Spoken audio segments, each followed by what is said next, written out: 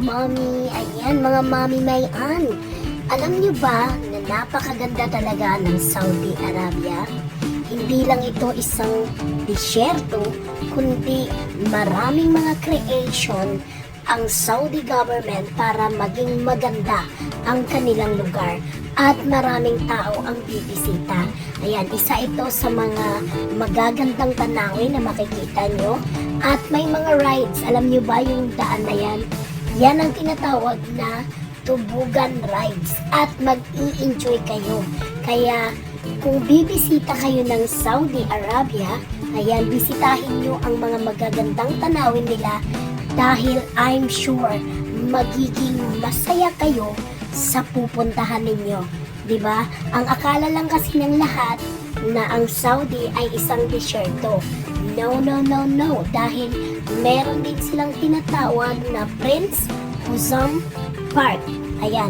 Diyan sa Prince Huzam Park, yan ang pasyalan ng mga Pilipino na nagtatrabaho sa Saudi Arabia dahil hindi lang napakalamig ng area kundi napaka-breathtaking ang makikita nyo.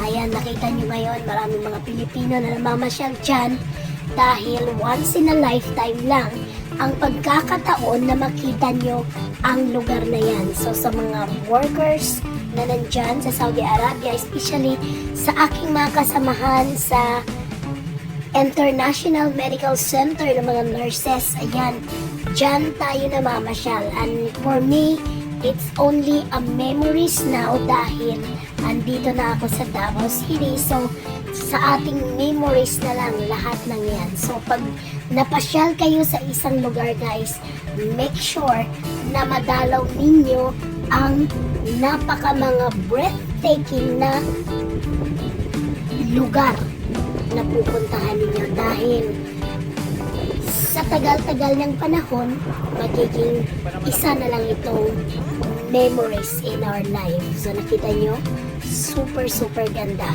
So sa lahat ng mga fans ni Mami Mayan, please don't skip the ads dahil dyan tayo kumikita para sa ating ikabubuhay. Ayan, para malay nyo, makabalik tayo dyan sa Saudi Arabia at pabalikan natin ang napakalamig na area ng Al-Baha. Yan ang tawag dyan, Al-Baha, Saudi Arabia. Thank you so much!